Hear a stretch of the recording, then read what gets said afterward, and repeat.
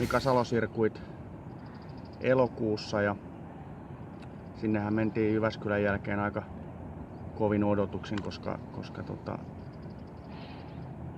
rata oli tuttu jo ja tiedettiin niksit ja sitten mä olin vielä seurannut aika paljon, siellä pidettiin EM-kisat, kartingin EM-kisat just ennen meidän kisoja ja seurasin jonkun verran niitä kisoja ja kattelin YouTube-videoita sitten siitä, että miten parhaat ajaa ja yritin niistä opetella itse ja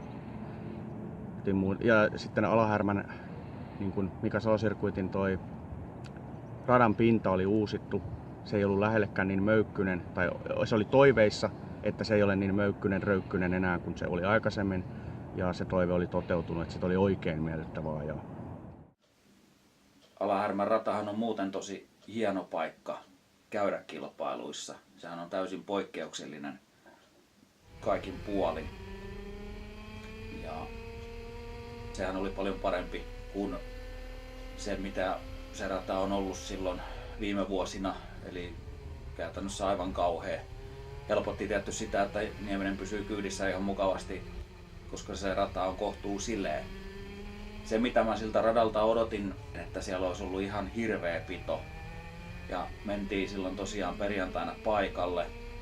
Ja aloin katselemaan sitä rataa, että ei tässä nyt olekaan sellaista, että tarvitsisi asennoitua siihen, että joudutaan ottamaan autoista pitoa kunnolla pois ja muuta, vaan tietysti niissäkin isommissa karkeloissa sitten oli vettä tullut välillä, joten se kumin kehitys siihen radan pintaan ei ollut sellainen niin kuin yleensä, että se käytännössä liimaa kengät siihen rataan kiinni.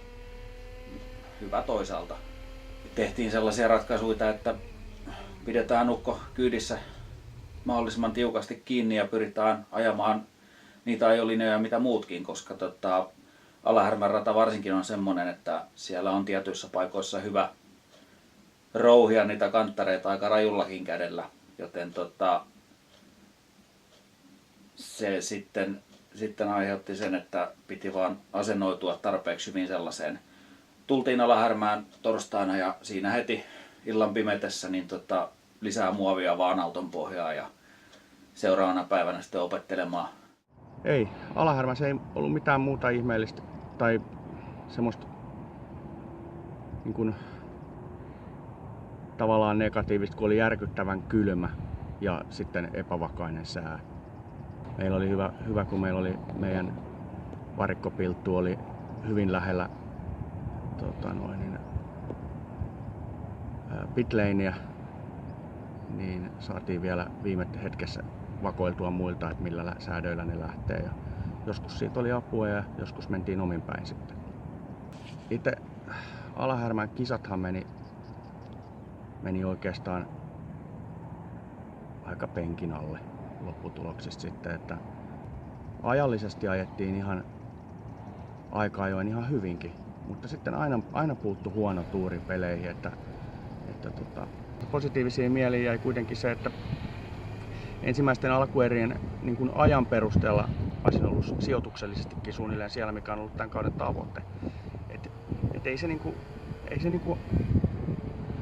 Vaikka ajo ei ollut priimaa, niin ei se silti ollut niin kuin ihan totaalista fiaskoa, mutta sitten epäonni aina siihen lisäksi, niin käteen ei jäänyt mitään mairittelevaa. Lauantai-päivä Alahärmässä oli semmonen, että välillä ei tiennyt, että sataako vai paistaa. Joka erän jälkeen otettiin aina renkaat vähintään pois.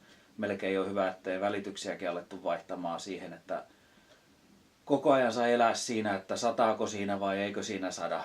Ja sitten kun olit muuttanut säädöt kuivalta sateelle tai sateelta kuivalle, niin sitten sait taas kerran 5 minuuttia ennen lähtöä muuttaa ne takaisin. Koska keli sitten kuitenkin muuttui ihan yhtäkkiä yllättäen.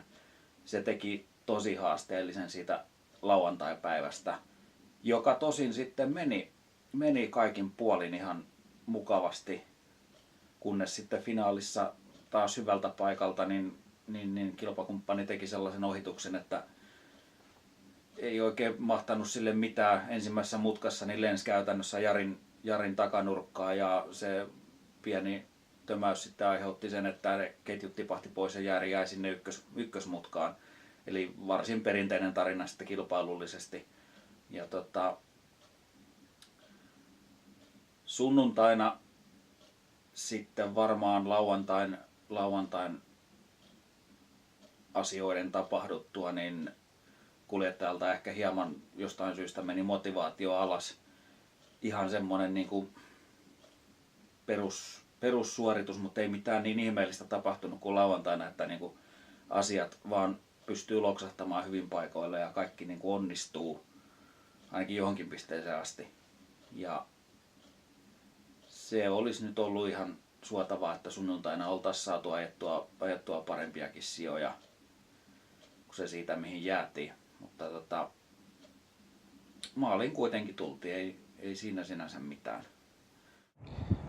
Alahärmän onnistumisiin, äsken puhuttiin pelkistä epäonnesta ja sen sellaisesta soopasta, niin mun mielestä Alahärmän onnistumiseen voi laskea sen, että tiimi teki mun mielestä oikeita valintoja säädöissä ja noissa, että asia ei jäänyt siitä kiinni. Oli enemmän kuskista kiinni. Se on aina hyvä niin päin. Sitten aivan ehdotonta nautintoa tuotti se, että siellä pääsi oikeasti ajaa miestä vastaan. Mutta siitä huolimatta, vaikka olosuhteet oli arktiset ja jossain määrin jopa ankarat, niin oli todella miellyttävää ajaa kisaa. Meidän tiimi toimi hyvin ja työskenteli hyvin ja ei siinä. Tykkäsin ajaa. Alahärmästä lähdettiin yhtä,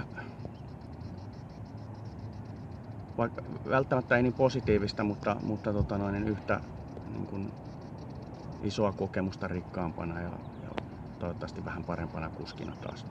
Ja odotan ensi vuotta innolla ja myöskin mielenkiinnolla, että onko kuluneesta kaudesta saatu mitään niin kuin jäämään takaraivoon, että ei tarvitse aina opiskella kaikkea nollasta.